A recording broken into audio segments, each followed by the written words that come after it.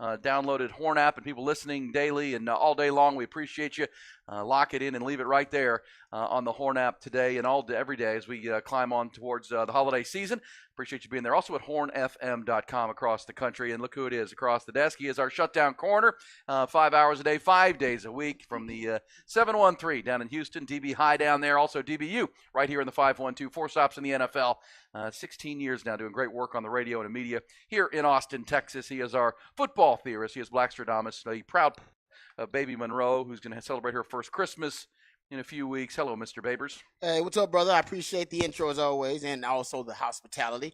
Got a lot to get into on the show, so excited. Hopefully 5 hours is enough. Yeah, a lot of hoops to get into as well. The NBA in-season tournament, I think they're down to the semifinal. Yeah. We can get into that a little bit, but Texas basketball, big game tonight. Texas men's basketball, big game tonight. So we'll get into that, and of course, we're talking Texas in the Sugar Bowl in the college football playoff versus Washington. So I'd watched some more Washington film, so we'll get into that a little bit. I'll tell you what concept last time for Texas offensively worked really well. It may work well again versus Washington, so we'll get into that. Before we do, shout out to those who serve. Our society built on the selflessness of service, so each and every morning we want those out there who are up early with us, who are serving our communities. We know it's an honor, but also a burden, but in any which way you decide to serve God, country, our community, we want you to know we appreciate you. Soldiers, first responders, officers of the law, the teachers, the nurses, so many of you out there. We know y'all underpaid too, so we appreciate y'all. Got to give y'all that shout out. No question, no question. Looking forward to the tendency with Washington. Of course, last time the Longhorns faced the Huskies was last December in that Alamo Bowl down in San Antonio. Who knew how big that game was then? Having been in attendance, it was a fun game. But Longhorns came up on the short end of a 27-20 ball game as the Longhorns played that game without Bijan Robinson, Roschon Johnson. The DeMarvion Overshown did not play in that game, but either way, Longhorns had their opportunities in that game. So both coaching staffs, I assume, use that as a roadmap and at least a starting point. Yes. For scouting and personnel and who's who. Because Quinn Ewers is back, Michael Penix is back, receivers are back for Washington, and the Longhorns have a new offensive identity this year, kind of built around a dynamic passing game that then sets up a game-closing running game that the Longhorns have kind of perfected here late in the season into the college football playoff. I will let everybody know that this is a big beast before we get to our actual headlines. I saw where Florida Governor Ron DeSantis yesterday, Rod DeSantis became the latest to slam the College Football Playoff Committee, the CFP. And speaking at a news conference to detail his new budget, he's asking for $1 million out of that budget to let FSU sue the CFP committee. That is great. Good for you. I mean, I guess he's talking to his constituents. Hey, he's Florida folks. Hey, man, they would like to hear that. Yeah, they like that. That's good news for them. And don't pretend if the same thing didn't happen to Texas, that the same thing wouldn't be happening here. No question. I'm not judging at all. As I said, hey, fantastic, good for them. They have a right to complain. They got a right to be upset about it. I think all of their arguments are valid. Still doesn't mean that the college football committee didn't get it right. I still think they got it right, and I still think Florida State has a valid argument and a valid complaint. Both things can be true at the same time. Yeah. It's amazing. It's still the topic around water coolers, the topic around the country as well, not just on a sports level, but it's kind of that national conversation. So mission accomplished. Mission accomplished. That's exactly right. what the college football committee wanted. They want y'all talking about it still. Still feels like a lot of people overcomplicate the matter. Seems to me there were five Power 5 there are 5 Power 5 conferences. All 5 had very worthy champions this year. Mm-hmm. Very worthy. There are only 4 spots. Only 4. So at the end of the day, that was a tough challenge. I think as you said, they got it right for the television product, guys. It's a TV show. Yeah. Well, people are still talking about TV shows. You got to have good television product. It is absolutely, and people are still talking about the other teams. Georgia. What about Georgia? What about Ohio State? It's like, look, hey, 5 conference champions from the Power 5. That's what this was set up to be. Exactly. This was the first time there were ever 5 very, very, very worthy teams. So it came down to splitting hairs here and there, but right before they opened it up to 12. So yeah, exactly. They did it right in the nick of time. Right in the nick of time. And we played it yesterday with Drew Brees, the the former Westlake Chap, of course, Hall of Fame quarterback, he got on social media and said, "Why don't you just let them play in, just like next year will be. Let Florida State play Alabama in a couple weeks and earn that spot." But obviously that's not going to happen. But at least a provocative thought. Hey, you know what? They may end up doing that after they get to 12. There'll be people arguing about 12 and 13. They'll be like, you know what? Let's just do a play-in. We're gonna do 12, and then we're gonna do a play-in spot. There you go for that 12 or 11 spot. We'll do a play-in. Yeah. There you go. Well, add more teams to it. Well, by next year when we do this, all the conference champions will be in. That's a guarantee, right? If you win your conference, next year playing at this level, you will have a spot in the 12. And then there'll be 6, 7 at large. It's a good chance if you're just a one-loss team. Yeah, 1-2.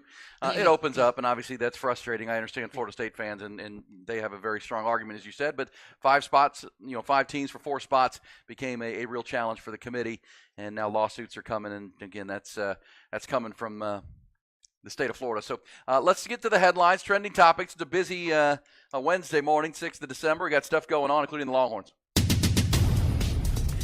Top Gun Rentals and Lawn Equipment bring you the top stories. And you got college football, Longhorns. Well, Texas players taking a step back from football, finish up their academic year this weekend next. Texas coaches by no means taking a break. They're on the road recruiting, looking to solidify and add a few more pieces to that 2024 high school recruiting class.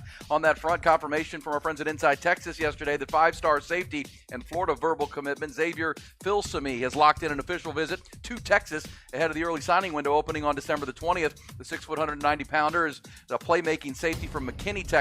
He'll be on campus the weekend of the 15th through the 17th this month. Texas head coach Steve Sarkisian and safeties coach Blake Gideon are also scheduled to make an in-home visit with Filsaime and his family on Thursday night. 5-stars trip will occur directly ahead of the recruiting dark period, which opens on the 18th, ahead of their early signing window, which opens on Wednesday, December 20th. Inside Texas also reporting that the Longhorns are showing serious interest in a trio of players who have entered the transfer portal this week. A pair of wide receivers and a safety with local ties. According to IT, Texas in pursuit of Purdue speedy slot receiver Deontay Burks.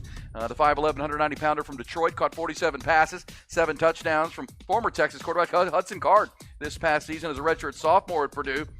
Texas also very interested in a bigger-bodied receiver from South Carolina, Antoine Juice Wells. He entered the portal on Monday, 6'1", 207-pounder. Flourished with the Gamecocks after transferring there from James Madison.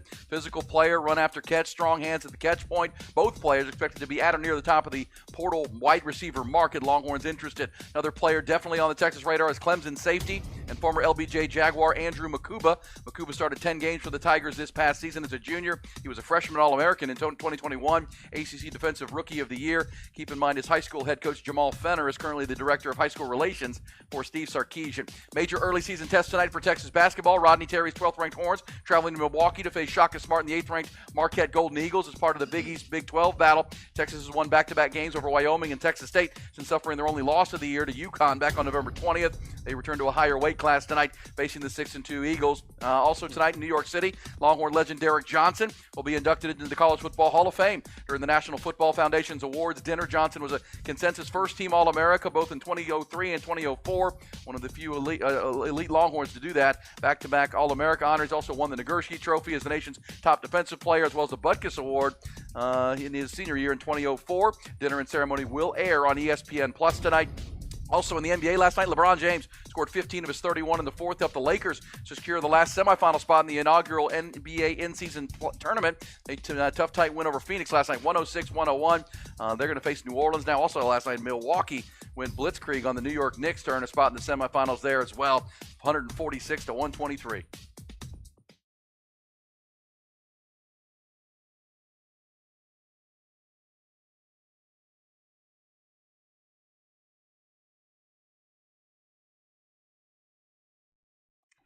All right.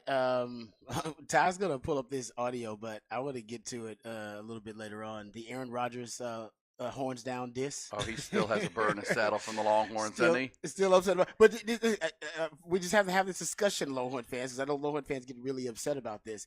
It's okay that he's doing the horns down. You can't get offended by horns down because now that the brand is now playing to the standard once again in the college football realm, you're going to see a lot more. Think about how you were seeing the horns down when Texas was bad. Now that Texas is good and going to the SEC, you're going to see the horns down a whole lot more. Don't be upset about it. It's actually one of the greatest compliments in college football. It's free media, free marketing, free advertising for the brand. The best, actually. arguably in sports. I don't know if there's any more distinct and unique diss that everybody knows what it's about. It honestly doesn't even need to be explained unless it's some little kid who's like, "Mommy, what is that?" That's about it. Everybody else, pop culture wise, even if you're not necessarily a college football fan, you know what that means. That's why you see a lot of ladies doing it. They're not even really fans. They're just like, "Oh, this is the this." It's the modern middle finger for college football, and it's a beautiful thing that Texas owns it. And everybody else can diss with the horns down, but everybody knows what it means. So that's why it's a beautiful thing. Even when Aaron Rodgers does it, guys, it's good to be hated to that extent. That's a good thing. So we have A-Rod here? I believe Ty's got it. All right, Ty, let's hit this. He was on the Pat McAfee show, which he does every Tuesday. Yeah. Appears prominently on that program on ESPN now. Let's hear Aaron Rodgers. I feel about Florida State. Those boys. That was my team growing up. That was my team. I think they should have got in. Over? And Texas. Okay. Nice. Oh, nice. Yeah. Nice. All right, but Texas beat Bama 4 months ago. Yeah, and Saban called us to tell the College Football Playoff Committee to put them in. So yeah, that's how ESPN. Yep. That's why you just said what you just. Oh my God, he's an ESPN show now. Wow. Show. How? Because you want the SEC in there. Wow. Hope you feel good. Welcome to New York. All I know is welcome to New York. All I know is the Pac-12 is in. Finally, the West Coast bias ends. The last year we're in the goddamn division. We're an actual division. Last game in the conference. All right, there we go. There's Aaron Rodgers dropping bombs on there. But No, I didn't realize he'd get that passionate about it. I have no problem. I'm with you, Rod, on the horns down. I'd say this to the Longhorn fans who get frustrated with horns down. Who else has a sign like that? That's why it's so unique. It's, No one else has one. It's the best marketing advertising tool, probably free advertising in college football, maybe in all of sports. I mean, a lot of people don't like Notre Dame, but there's really not a hand sign that you can, a simple gesture that everybody knows what you're talking about. Michigan, Ohio State, whoever it might be, Alabama. With Texas, you know immediately, and that's a compliment in my mind, especially now that Texas is back playing the top. I would say a couple things to McAfee and Aaron Rodgers. The game with Alabama was 3 months ago, not 4. But I mean, I keep hearing that people. Well, that was 3 months ago. Well, who cares? Why don't play the games then? You know what I mean? It's like, I mean, recency bias. I know, understand, but but head-to-head does matter. Doesn't matter what happened. I think it matters. I mean, what is Florida State arguing for? Games that were played 3 months ago. A game against LSU that was the first game of the year on Labor Day weekend. It's part of their argument, but don't say that Texas's win over Alabama doesn't mean the same. Agreed. This had happened the following week after you beat LSU. Yep. Those games matter, and diminishing them. You can't. I mean, this is what would happen today. Well, we'll find out. We might find out what will happen today. Playing those games matter. That is important, and even if it's in September, you can't just say, "Well, that didn't happen." Well, actually, it did.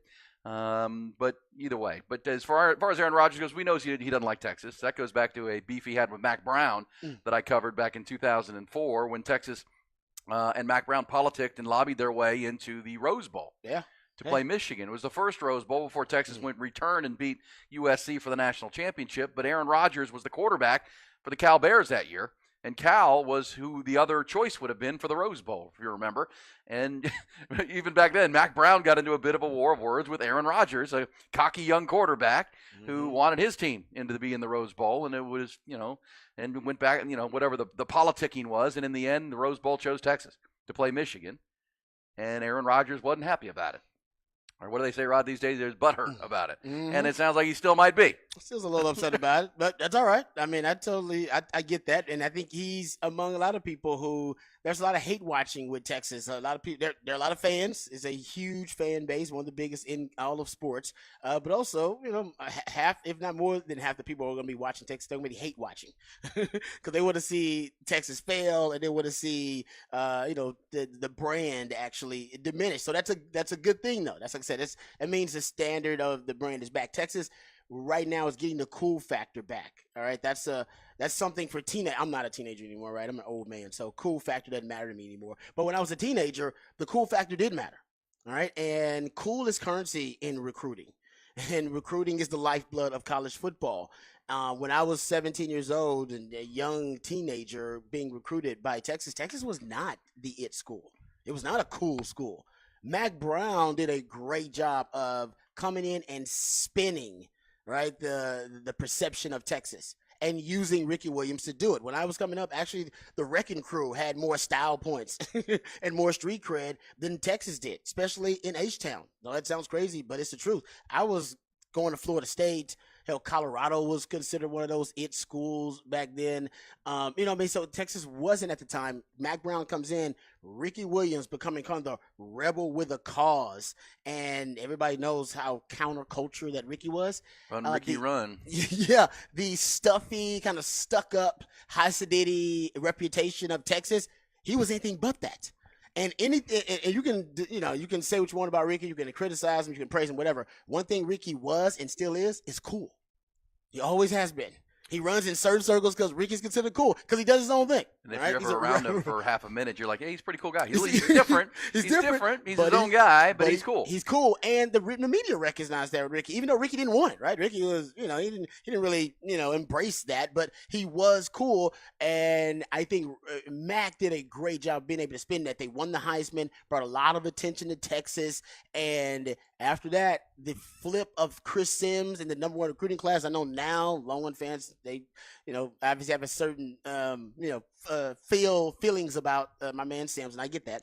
But in terms of a celebrity quarterback and a celebrity endorsement from a Super Bowl quarterback son who was the number one player in the country at the time, and flipping him from Tennessee, people forget at the time, at the beginning of the internet era, you would type in UT into search engines and Tennessee would come up.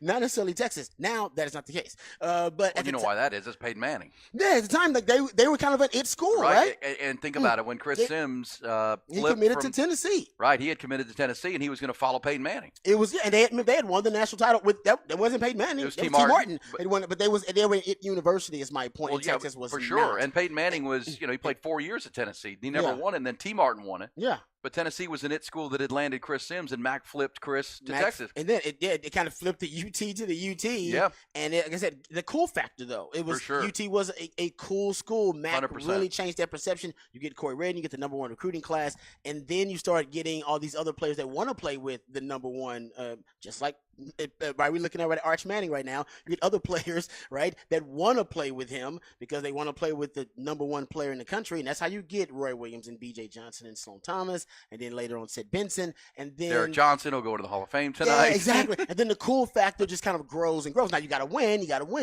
right? Can't have the cool factor without winning. That's why Texas hasn't been that cool in the last 15 years.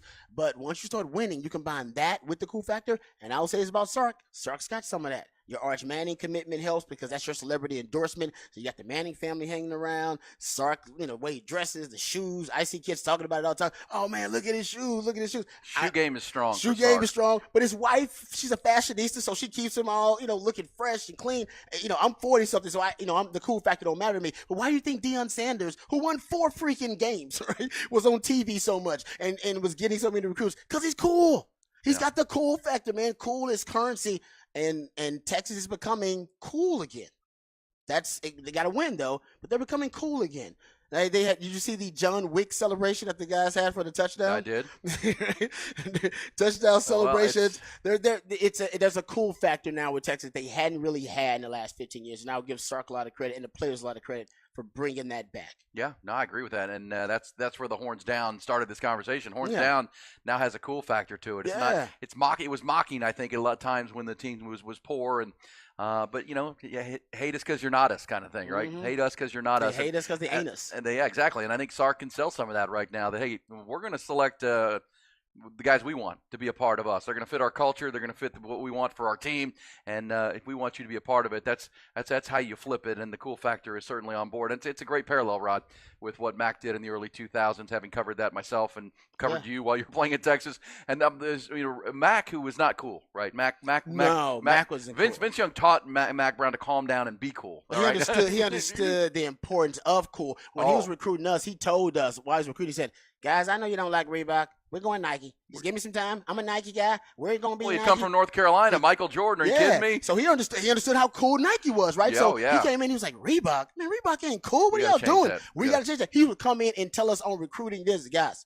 We going Nike. Don't you worry about all this Reebok stuff. Sorry, I know Reebok probably upset. I'm telling this. He be like, nah, we're not Reebok. We actually gonna be. He was like Nike. We Nike on the down low until we actually become Nike, and then we switched while I was here. But that was part of the cool fact. He was like, we can't be Reebok. It's not cool enough for teenagers. Got to go Nike. And enough that remember Ricky Williams had the dreads, and Mac Brown had a hair policy. He did, and he allowed him to keep it. Now he says Sally talked him into it, but in the end, I think it was Mac's awareness that he was cool. You gonna make him cut his dreads? He's gonna leave, and then if he cuts his dreads, he's not gonna be cool. Yeah, let him be cool. Let him be cool, man. And so and we're seeing that with Sark. I think Sark's got a natural. He does have a cool. He's got a cool factor, calmness to him that players gravitate to, and it's genuine. But either way, that's where the Longhorns are. Good stuff right there with the Longhorns. Don't get offended by horns down. Make it currency. Oh, as we talk about, because hate us because they ain't us. That's what I like. But Longhorns are getting ready for Washington, and as I said in the headlines, there's a lot to talk about in the portal. There won't be a lot to talk about as far as football goes for the Longhorns for a little bit, but it's about player acquisition. It all comes together now. This confluence of 4 weeks of how do you divide your time with game prep, recruiting for high school, recruiting for the portal, keeping your own guys happy on your own roster, and those type of things. That's happening across the country, and it's certainly happening right here. We'll get back into those interesting names. The Andrew Makuba name is one. Talking to Longhorns, and again, with the players we're talking about in the portal for the Longhorns, they'll be part of next year's team, right? They're not anything that can happen. I did have somebody ask me, I said, well, they can't come in and play, right? Well, this is for next year. You're building your roster for 2024 now. Right. With the high school window opening on December 20th. That's the Wednesday before Christmas weekend. And, of course, the portal is open as of this past Monday through early January. So you have to be in it if you want to attack positions, which the Longhorns do. 2 wide receivers, which I know you've watched film on, Rod, and the kid Andrew Makuba from Clemson, who was a star coming in at the ACC, still started 10 games this year. There's a lot of thought locally that he wants to come back. Went to Austin LBJ, played for Jamal Fenner at LBJ. Played at a high level at LBJ, and he's a need position for Texas in the back end of their secondary for 2024. They need him in the Sugar Bowl. They can use him right now. They can use him right now. Consider what Jalen Catalon in the transfer portal, and Xavier Bryce also, so 2 safeties going, and then you got Derek Williams going to be suspended for the first half of the Sugar Bowl. Oh no, you could use him right now. So, but safety is one of those positions. You brought up Xavier Phil-Sami. Right? Is it Phil Sami? Phil Sami. Yeah, because one thing we were saying, I think I said it wrong a few times. Well, Jerry Hamilton, our friend at Inside Texas, we were calling him Phil Same. And he talked to somebody yesterday close to him that would know. Sounded like a relative that it's Phil Sami. Phil Sami. 5-star safety from McKinney, who's committed to Florida. Remember, he's got a parent who lives in McKinney, and he's got a parent that lives in Orlando. Hey, remember, we got I think his kinfolk listens. Yes. We got some kinfolk. So give us some Phil Sami. Phil Sami that listens to the show. Because we got somebody, cousin that listens to our show. So we appreciate that. So we'll get into the portal, what it means. Also, the high school recruiting class. That's going to, and now with the early signing window on December 20th, that's going to be 85% of your high school class, which will include, some really talented players for the future. But then the Longhorns are also trying to focus on the now, which is a matchup in the Sugar Bowl with Washington, rematch of last year's Alamo Bowl. So a ton to talk about. Plus, we start looking forward here on this midweek Wednesday to the big NFL weekend, which the Cowboys play the biggest game of the week with the Philadelphia Eagles coming to town, a battle for first place in the NFC East.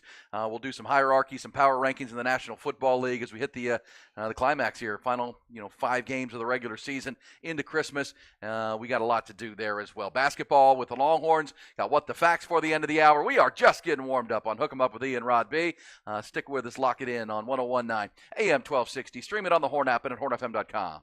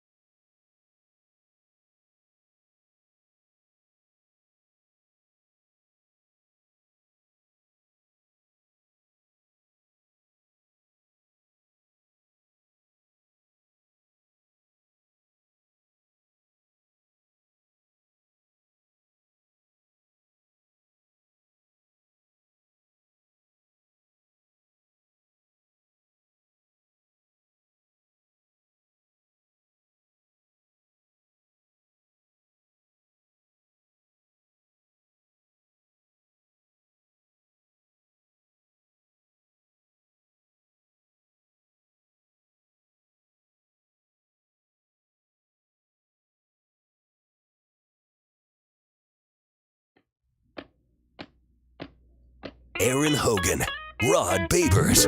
Hook 'em up. 1019 AM 1260. The Horn. Wait a minute. Appreciate you being with us on a Wednesday, midweek Wednesday, 6 December. What the facts for the top of the hour, including a lawsuit that is one that Roger Goodell would just as soon go away, but it doesn't look like it's going to anytime soon. Rod, we'll get you details on that in What the Facts. Also, NBA in-season tournament hitting its final four teams, including LeBron and the Lakers. Milwaukee looking good last night. We'll get to some What the Facts for the top of the hour. Also, go behind that burnt orange curtain. Several people weighing in on the text line, and we always appreciate your communication. 512-447-3776 says Texas should trademark the horns down and make some money off of everyone's hate. I don't hate that. No, let people use it. Like I said, it's free marketing. It's free advertising. Yeah, that becomes... So you want people to be able to use it, and then you actually kind of prove people right that you're kind of being a Richard. Well, yeah, that's right. You're a corporate Richard. And you're like, no, you actually want to make money off of that. That's a good idea. You guys are doing it horns down too much. So let them do it. Let them let them do horns down and let them eat cake. It's all good, baby. It's all good. It helps Texas. This is good for us. Yeah, I think that there's there was a time, especially when the Longhorn Network came online and Texas won the Natty, and there was a sense it was like rooting for Texas, like rooting for like Citibank or something. No, they were the man. Yeah, Texas became the man. Remember the man? You know the man, man? Yeah, of course. Stick it to the man. People want to stick it to the man. Right, so it's hard to root for the big credit card companies. It's hard to root for the Yankees, right? They have all the money. Texas became that right when they were in a conference where they were so far and away the dominant, and it drove A&M out, whether that was the reason or not. That Nebraska just couldn't stand Texas anymore.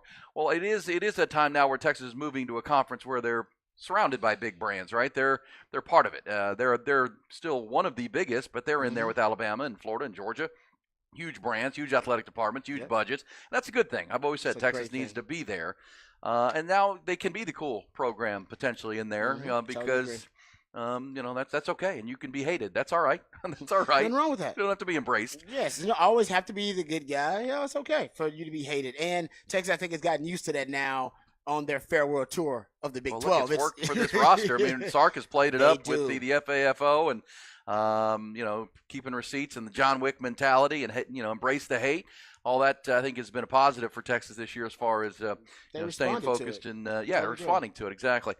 So yes, that's a fun conversation. That stems from the Aaron Rodgers belief that which is just his old animosity towards Texas creeping back, that he thinks Texas, the committee got it wrong. Florida State should have been in, and Texas should have been out. But I think it's a little bit symbolic that I think the hatred is growing, the animosity and angst toward Texas on a macro level is growing. He's just one of the kind of areas where you kind of see it, where you see it bubble to the surface. Right. But I think it's now because of Texas college football as a college football brand, they've been good in a lot of other sports for a long time. So I don't want to disrespect them, but we're talking about college football here, and now that brand is back and all of the other sports are playing at a high level too, oh man, that's why I think you'll get national hatred. So my point is, get used to the horns down. Not an insult at all. Reminds me, honestly, and I'm not trying to get political here, I've made this comparison before, and it's just about free media. That's it. I'm not getting to the political realm, but it reminds me of President Trump and what he did.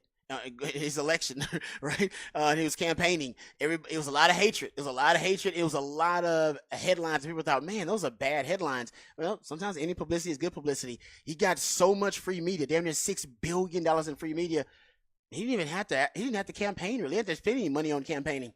Media did it for him. Yeah, whether they were talking good about him. We were talking good about it. We talked about people were just talking about him. They're talking about him constantly, every day, all the time. We were talking about him constantly, and he got even on whatever TV network you were watching. They were talking about him either good or bad. Yeah, horns down, horns up. They weren't talking about their candidate. They were talking about him. Yeah, and that's it's kind of what the Cowboys are too. The Cowboys are that too, and that's what you want to be in that realm. So I'm talking about more as a brand, as Trump as a brand, and that's what it did in the election. And 100%. You get a lot of free advertising when you're that brand, whether you're hated or whether you're beloved or both. Yep, 100% agree with that.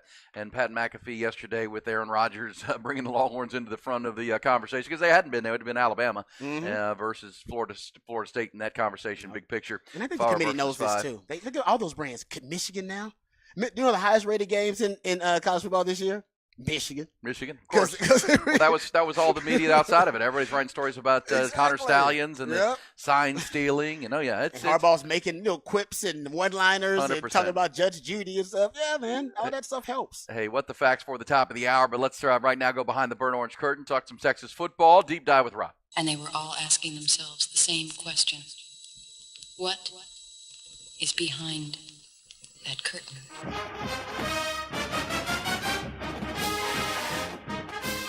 All right, there are a couple of things I want to get into here. But first I want to give a shout-out to my man Derek Johnson. DJ. Derek Johnson going into the College Football Hall of Fame, and, well-deserved. Probably should have happened sooner. That's how good Derek Johnson was. And not only is he one of the greatest players in the history of Texas football, and I actually, I want to pat myself on the back. I helped recruit Derek Johnson. I hosted him on this recruiting visit.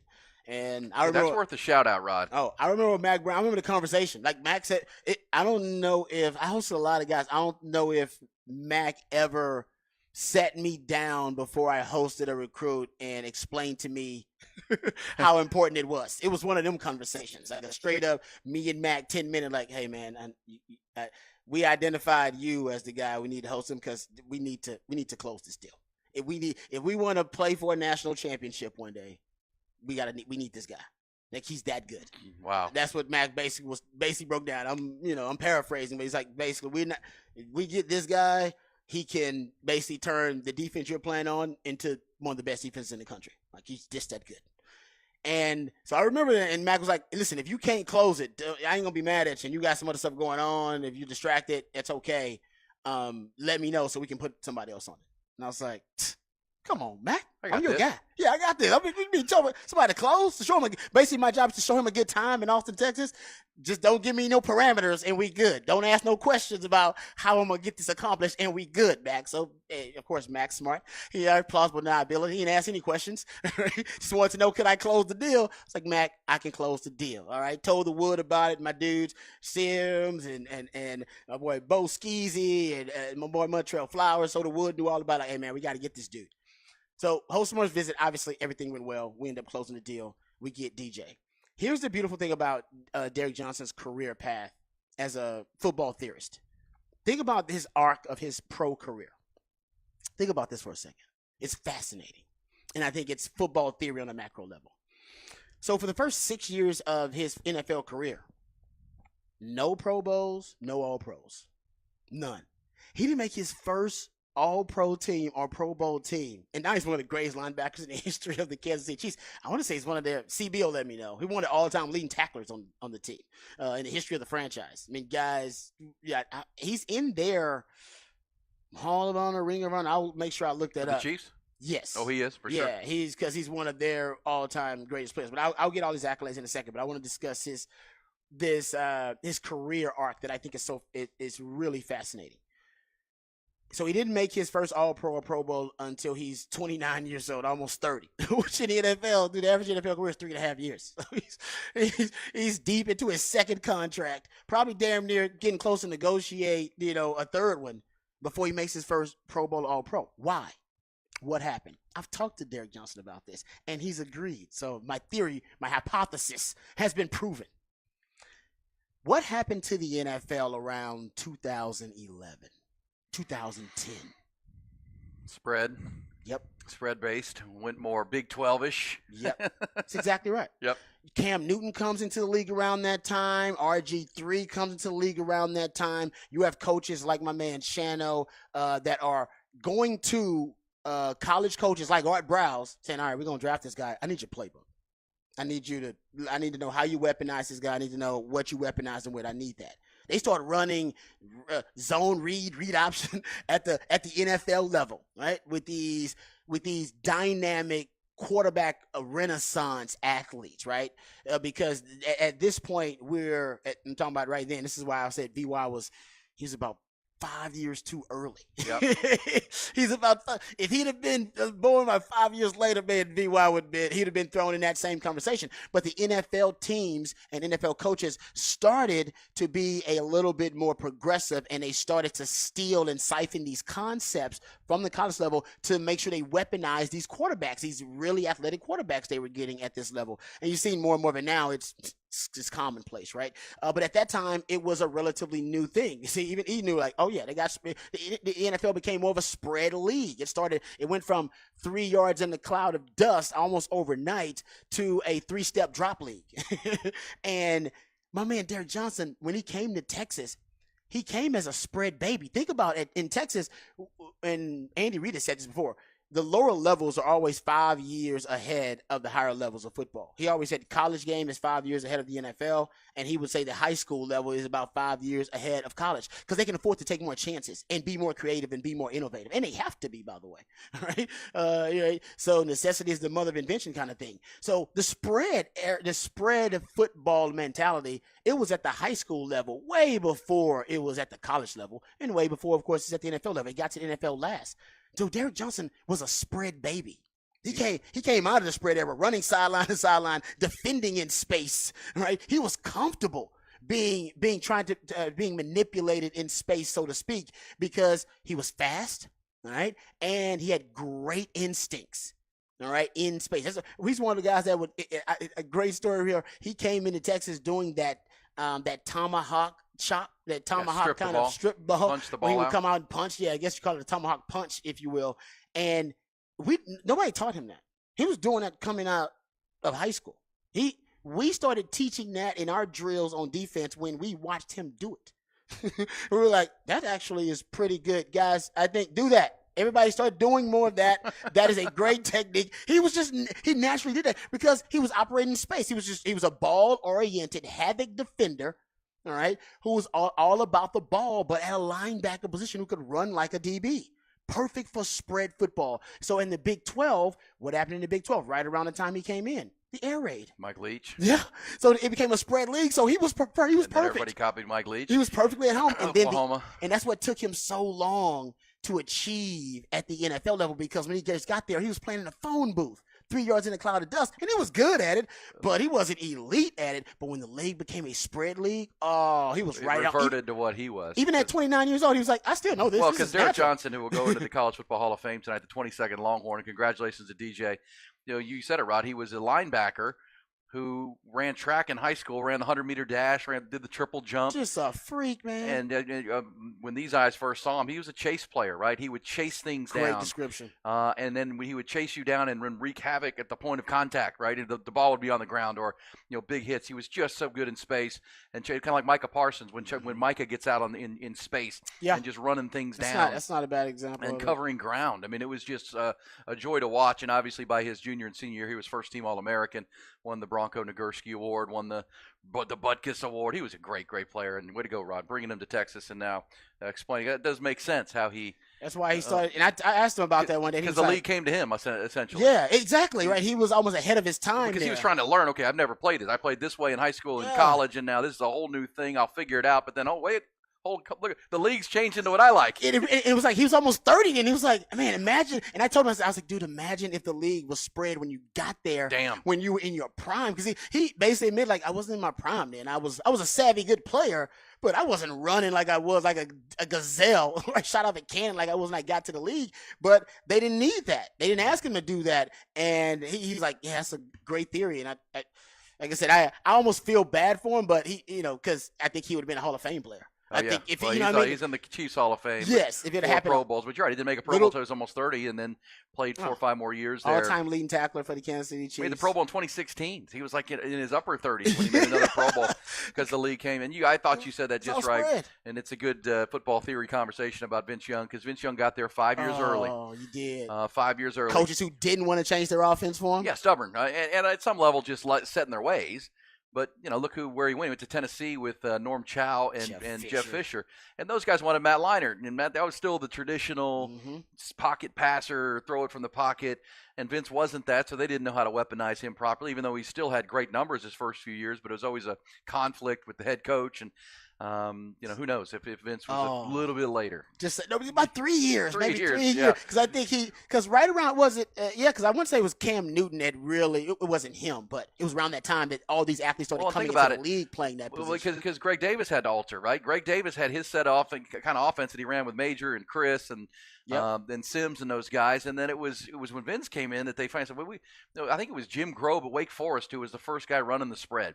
Like that with a quarterback, right? Doing the zone read. The zone read. It was like him and Rich Rod and those guys. Yeah, Rich Rodriguez at West Virginia, Jim Grove Mm-hmm. at Wake Forest, and Texas adopted it, and that's when the offense transformed. But there were still plenty of people in the football world that thought, no, this is gimmick. He's just Superman. Yeah, he's just that's just Vince. Vince is just this other alien. We're not going to build an offense around that. We don't have that guy. So it was still traditional. But, yes, it's more and more coaches have been hired. The more and more it's moved up. I love the way you said that, 5 years behind high school, which is 5 years behind the pros. And those numbers would add up with Derek Johnson, who goes into the Hall tonight. All right, good stuff with Rod behind the BOC. We'll come back. We'll get some What the Facts, including a lawsuit to pay attention to. This is serious in the National Football League. It's one Roger Goodell does not want to proceed. It's one to watch. Also, back on the Longhorns in the high school recruiting rankings and also the transfer portal. There are actual names that the Longhorns are in hot pursuit of. We'll tell you who and where. Coming back, hook them up with Ian Rodby.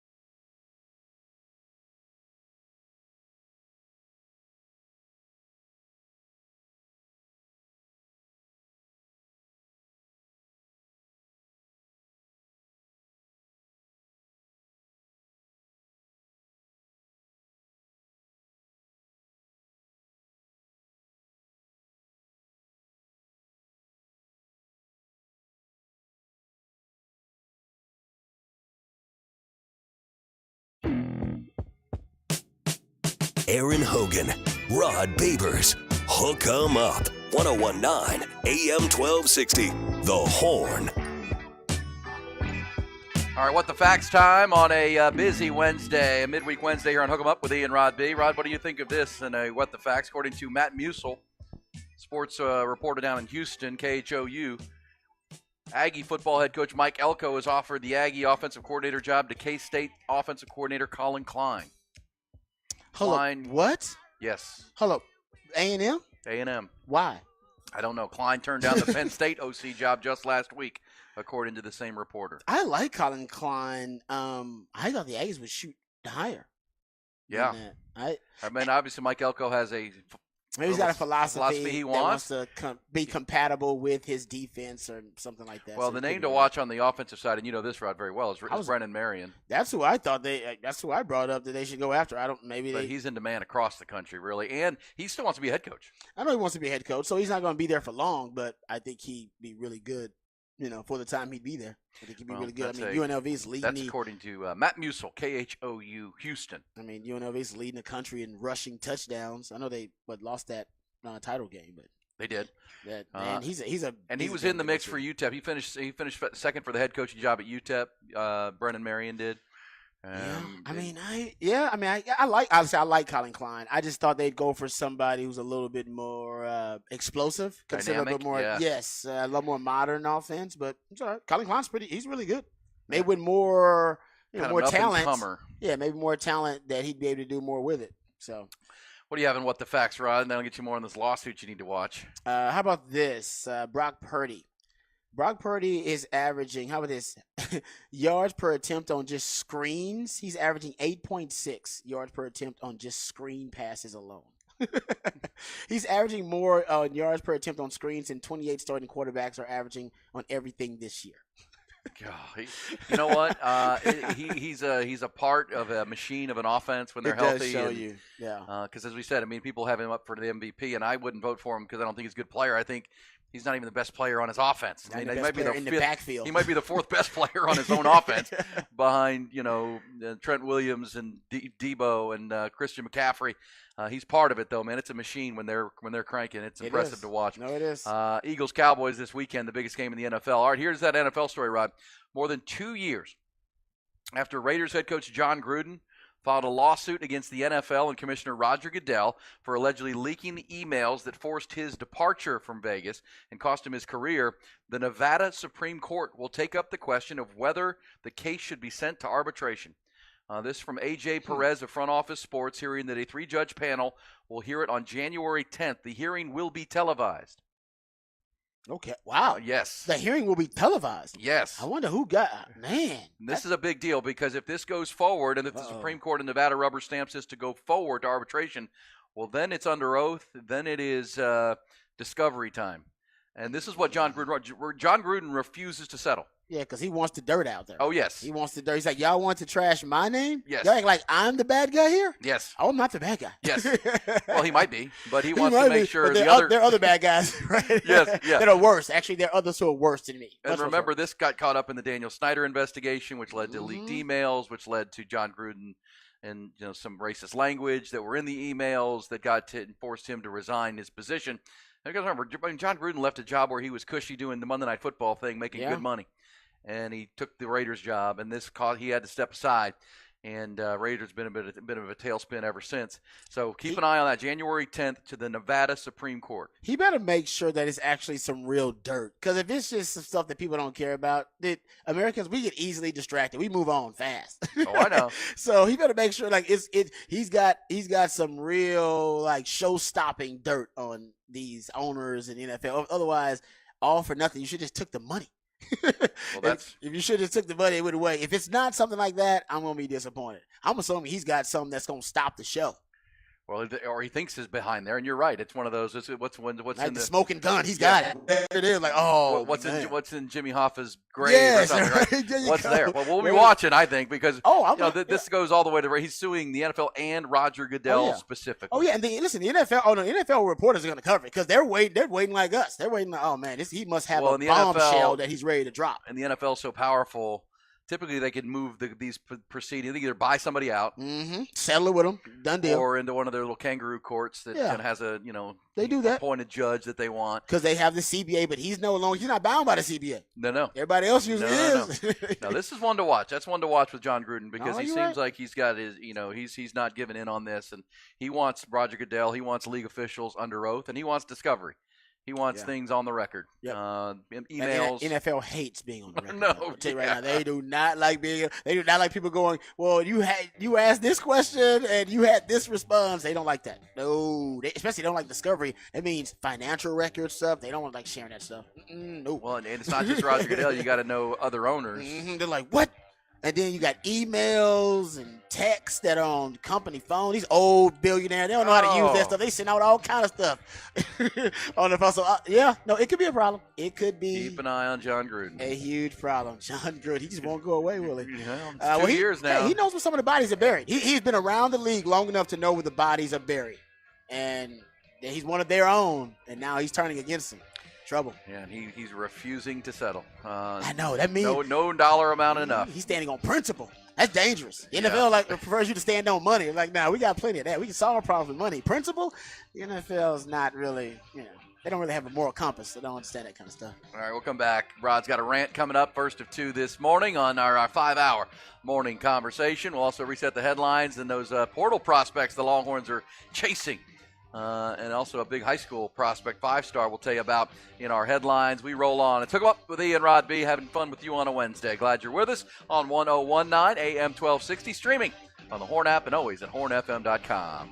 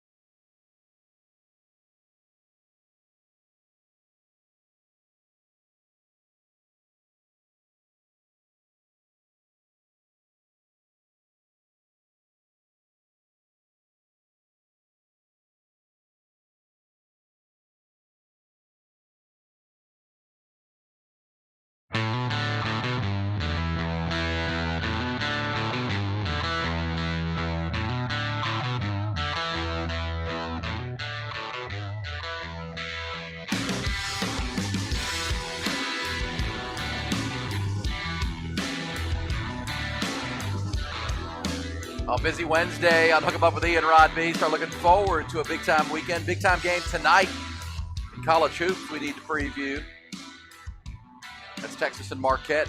Longhorns stepping up in weight class, right? They lost to UConn in the hard-fought battle for their only loss of the year, and now UConn again. They got behind big, came all the way back, got it to within striking distance, and then UConn pulled back away.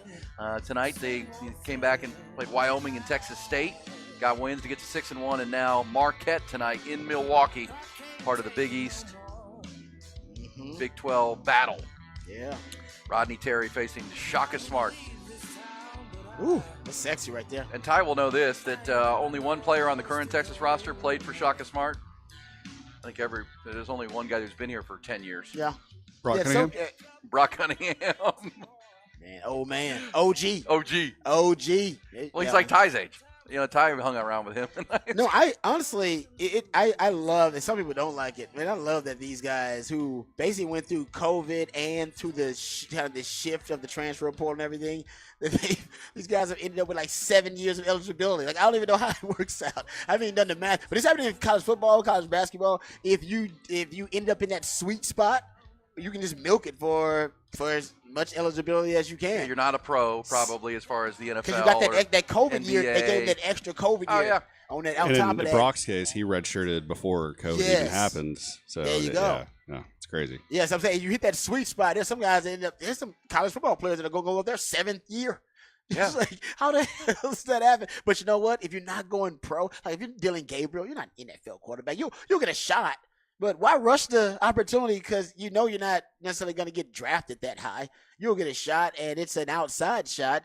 But now with NIL and the transfer portal in college football, dude, you really set yourself up for the rest of your life with a nice little stash. You probably Dylan Gabriel could probably end up making what? From transferring to Oklahoma and now wherever he's going, what? Maybe $500,000? Maybe Oregon. Yeah, like maybe $500,000 in Sure. NIL. And, Yeah. Come on, dude. Yeah. It's Hey. good money. It's good Well, then money. you're like Matthew McConaughey. I get older and older, and the girls stay the same Exactly. age. Think about how many of y'all right now be like, man, I would love to be in college now.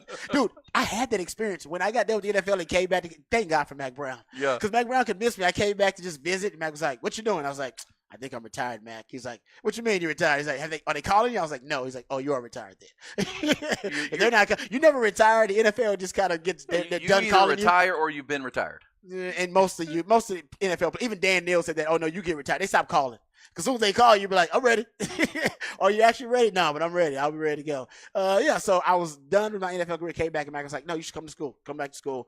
We'll hook it up. All right, we'll make sure you're on scholarship, all that kind of stuff. And they did. That's why University of Texas is awesome, because every school doesn't allow ex-athletes to just come back to school. Texas does. As long as you're not kicked out of school, or as long as you're not, unceremoniously removed from But the you team still or have to something. be in good academic standing, too. Yeah, as long as you're not kicked out of school or kicked off the Sure. team, usually you're pretty good. And that goes back, guys, from the 60s and the 70s. All right, gals too. From whenever you're a student athlete, you can come back. That's a beautiful thing. Not every university does that. They make you pay. University of Texas lets you come back on scholarship. But I digress. Came back, and I was basically an old man in the classroom. It was awesome. It was amazing. And I say old man, I was what? 25, 20, 26. Yeah. I had played 5 years. I was like 27. Okay. I was like 27, 28. So I was a little bit older, but still, it was awesome. It was awesome. I only did it for a year, but it was one of the best years of my life. I ain't gonna lie to Holding you. court, man. Oh, it was Yeah, fantastic. you went from battling for oh. attention in like Detroit and It New York was- City it was to amazing. campus. It was The great. fishbowl. Oh, it was fantastic. I got to tell you, the numbers just shot through the roof for that one Say year. no more, my friend. Oh. I think we all get where you're. It was great. Buy what you're selling right there, my friend. So I feel Dylan Gabriel in the seven-year plan. Let me try Oregon. Exactly. Yeah, that campus is. Oh yeah, and you're the big man on campus. Oh yeah, the BMOC. Oh man, good Hey, for you. Ride it out. Milk it. I'm not saying that's what Brock Cunningham is. Oh thinking. yeah, oh, come on. Don't get me started. I asked Brock about his experience. Brock is loving because at that point when you're in your 7th year, you don't have, unless he's trying to get his master's. Maybe he is.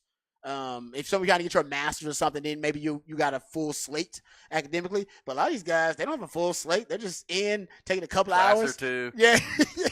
Class or two, kicking it. Oh, good for you, young man. Good for you. All right, let's get to the headlines, trending topics. Rod's got a rant this hour. We've got we'll preview that Texas Marquette game. Let's get to the top stories though.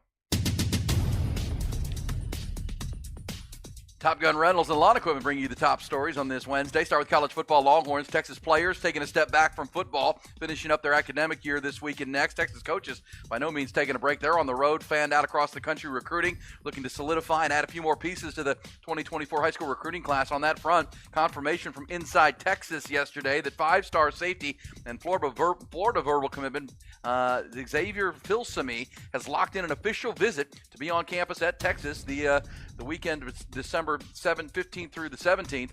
Of course, the early signing window opens on the December the 20th. He's a playmaking safety from McKinney, Texas, be on campus that weekend. Texas head coach Steve Sarkisian and safeties coach Blake Gideon also scheduled to make an in-home visit with Filsaime and his family Thursday night of this week. That five-stars trip will occur directly ahead of the recruiting dark period, which opens on the 18th ahead of December 20th's open window. Inside Texas also reported that the Longhorns showing serious interest in a trio of players who have entered the transfer portal this week. A pair of wide receivers and a safety with local ties on their wish list, apparently. According to IT, the Longhorns in pursuit of Purdue's speedy slot receiver Deontay Burks, 5'11", 190-pounder, originally from Detroit, caught 47 passes and 7 touchdowns from former Texas quarterback Hudson Card this season as a redshirt sophomore for the Boilermakers. Texas is also very interested in a bigger-bodied receiver from South Carolina, Antoine Juice Wells. He entered the portal on Monday, 6'1", 207, flourished with the Gamecocks after transferring in from James Madison. Physical player, run after catch, strong hands at the catch point. Both players expected to be at or near the top of the portal market for the wide receivers. Another player definitely on the Texas radar is Clemson safety and former LBJ Jaguar Andrew Makuba. Makuba started 10 games for Clemson this past season as a junior, a freshman All-American in 2021. Keep in mind his high school head coach Jamal Fenner, currently the director of high school relations for Steve Sarkisian. Major early season test for Texas hoops tonight. Longhorn basketball playing Marquette in that Big East Big 12 battle. Get more of that, a preview of that coming up here in a bit. Also in the NBA, LeBron James scored 15 of his 31 in the fourth, helped the Lakers secure that last semifinal spot in the inaugural NBA's in-season tournament. They had a tough, tight win over Phoenix last night. Good game, 106-103. Lakers now face New Orleans. Also last night, Milwaukee throttled the Knicks.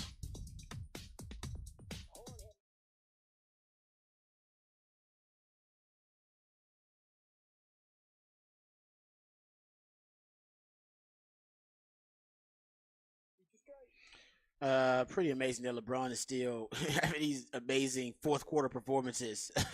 How old is LeBron now? What are we, 39? 39, yeah. 39, right?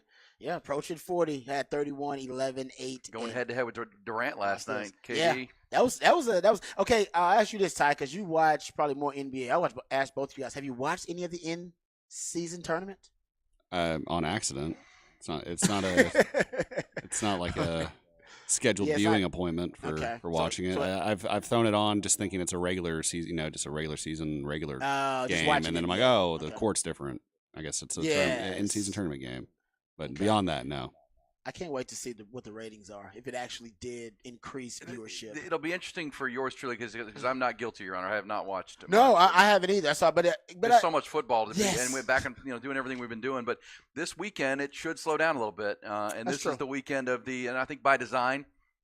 The NBA, when they design the schedule of this thing, they can understand how college football slowing NFL, down a little bit. Yeah. So you have a little more time Thursday night, and the Thursday night game in the NFL is terrible. I mean, it's the Patriots. It's the two lowest scoring teams in all of pro football. I mean, it's two great brands historically, the Steelers and Patriots, but for this year, it's a bad game. NFL's got primetime game problems. It's the lowest over-under in NFL history. Yeah. What is the over-under total? It's 30 and a half. Wow. In NFL history? Yeah. Man, well, it makes sense. Well, here we are in December the 6th, and neither of these teams, Steelers or Patriots, have scored over 200 points this season. I'll say the Steelers have a better chance because the Steelers at least have a different offensive coordinator. But they have Mitch Trubisky now. Because Kenny Pickett's hurt, don't forget. Well, I changed my mind then. I was going to say, because their new offensive coordinator, remember, they got 400 yards of total offense for the first time in like 50-something games after they fired Matt Canada. And what do you say, E? It was the first time for the Steelers that they dismissed a coordinator in season? A coach of any kind during the season since 1943 something crazy. So the Steelers just don't do that. He was that bad, guys. They had to do it. Trust me. We would talk. It was an ongoing bit on this show making fun of Matt Canada and how bad that offense was. I didn't realize Mr. Trubisky was the guy.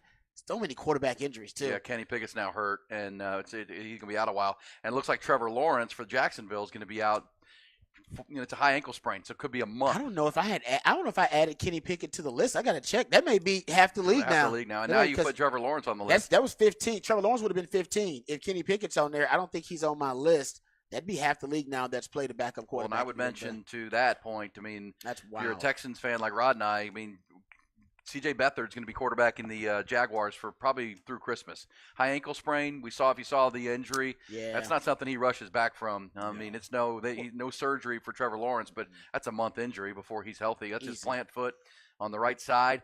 And obviously they're sitting atop the division, but only a game up on Houston and Indianapolis. So those are two. Rod, it's amazing. And we'll get to your rant here in a moment, and then preview Texas. Man. And that's your franchise quarterback. Yeah, you can't rush that. The New England Patriots through 12 games, Rod, have scored 148 points. I mean, that's 12 points a game. I mean, it's awful. It's awful. It's awful. The Steelers only scored 192. I know why the Steelers are bad though. Why is the Patriots offense so bad? It's because of Mac Jones. And Bill O'Brien and lack of weapons and who are good players on offense? Yeah, Mac Jones. I've watched Mac Jones. And Bill Belichick, the general manager, hurting Bill Belichick and Bill O'Brien, the coaches. There just aren't any good receivers. Who's their good receiver? No.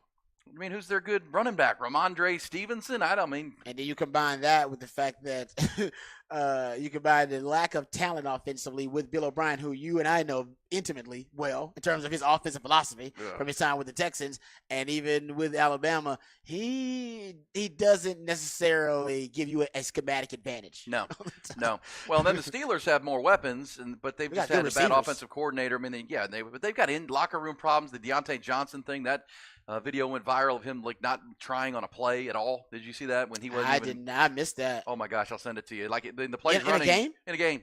Oh wow! The play was happening and he was just standing there, he was like it was on a fumble. Bus.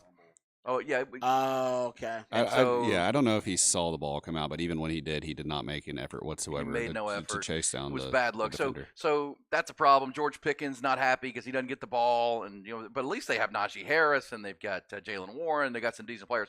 But that's tomorrow night's Thursday game. Point of that was that I might watch the NBA play-in semifinals and I haven't, and maybe that's a night where sit back and watch some of that, or we'll see. But yeah, they're gonna. Hey, listen, I told you, if you're rooting for a team in the play-in and you want to get into the NBA, go with Indiana with Miles Turner. Lowest payroll of all the teams in the NBA, yet they're in it. And each one of those players is going to make like $500,000. So they're those young guys, lowest payroll. They're actually playing for some cash. Let's go win some money. Let's go take that pot at the end.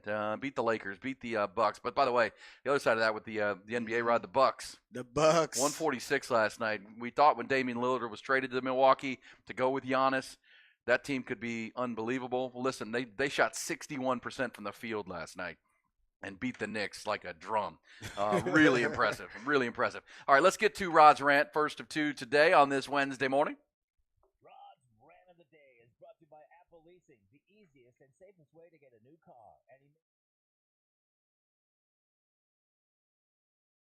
I'm as mad as hell, and I'm not going to take this anymore! Find out what happens when people stop being polite and start getting real. You ain't keeping it right. My God! Okay, it's happening. Everybody stay calm. Oh, you've done it now. It's time for Rod's rant of the day. Hold on to your butts. All right, I had to. I'm obsessed with this Real Analytics in-game. Basically, they do in-game speed tracking.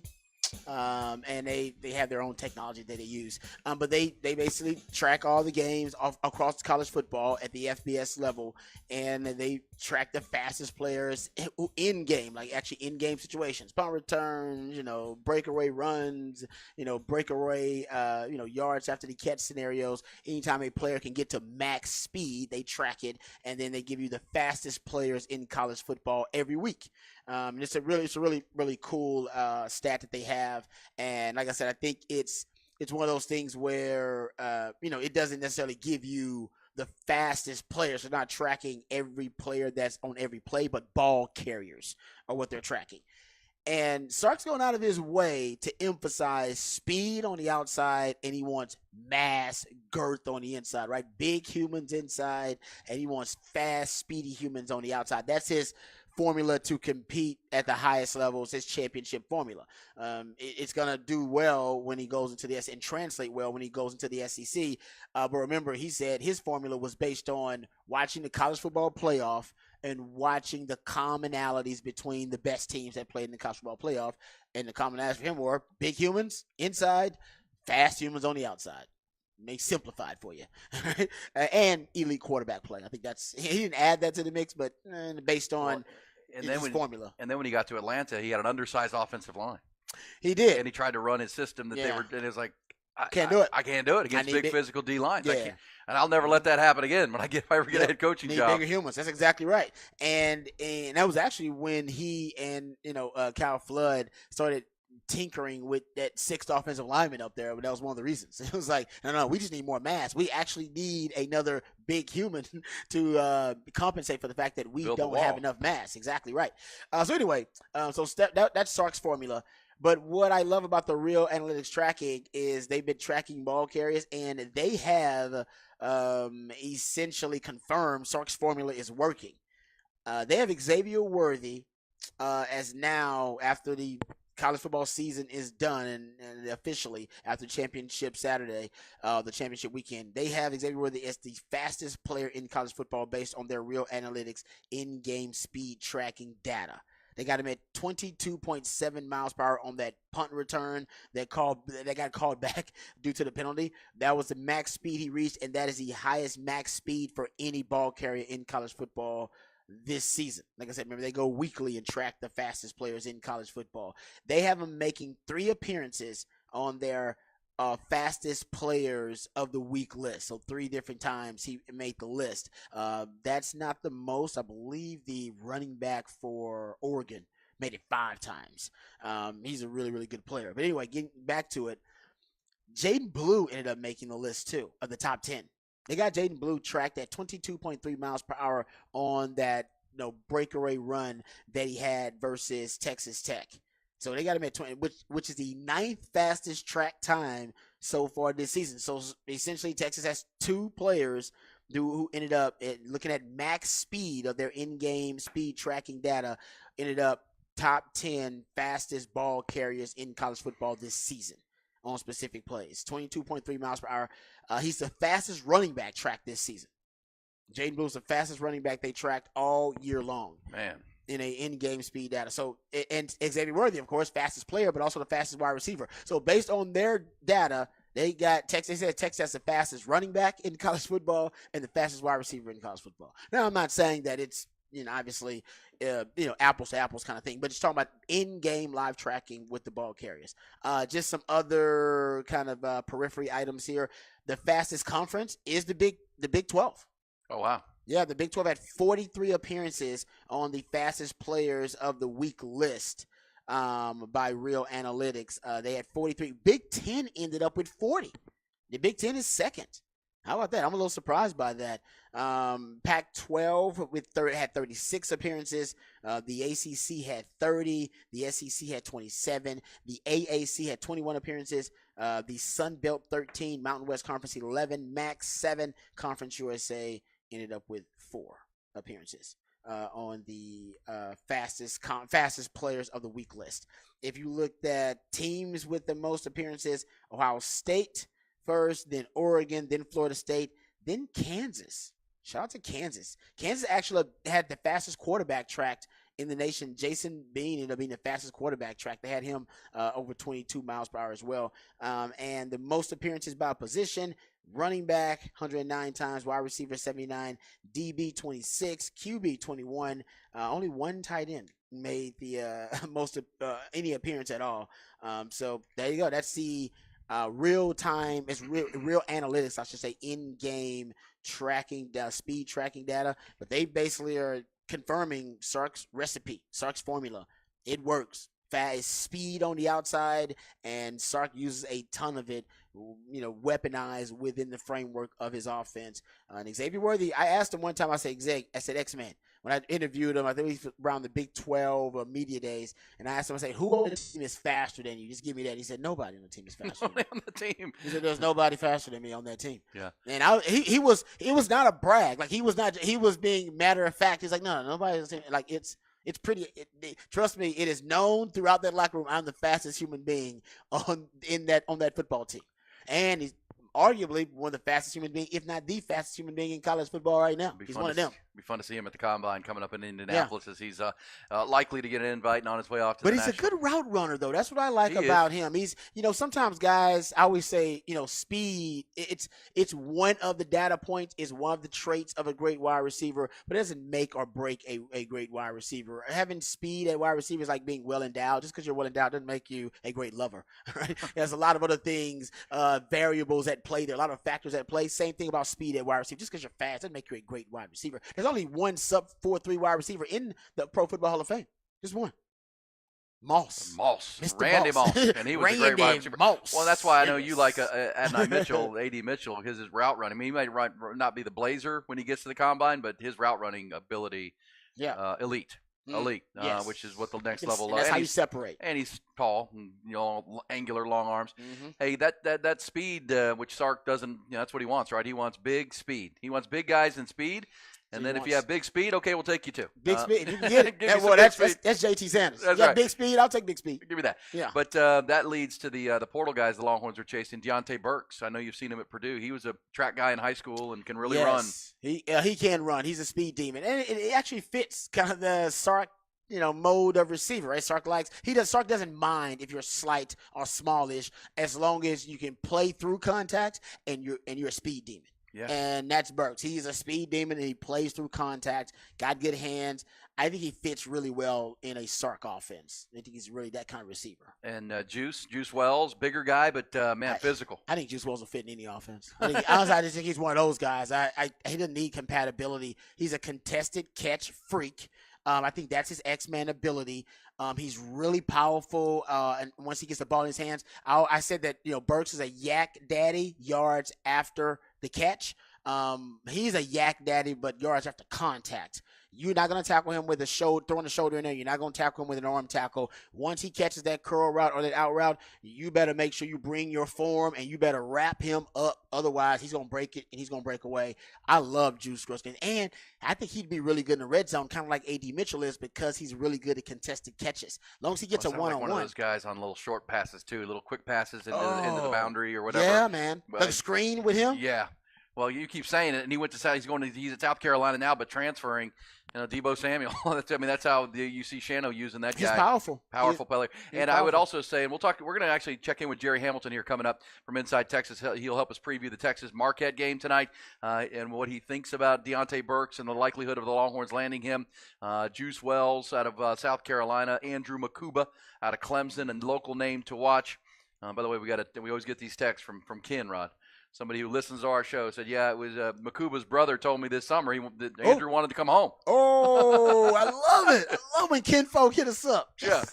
So we'll ask Jerry about that. Also, what it's going to take for the Longhorns to find a win in Milwaukee tonight. We'll get G-Man coming back, our good friend Jerry Hamilton from Inside Texas. Great stuff with Rod and the Rant. We'll hit the bullish or BS for the end of the hour, but Jerry Hamilton coming next.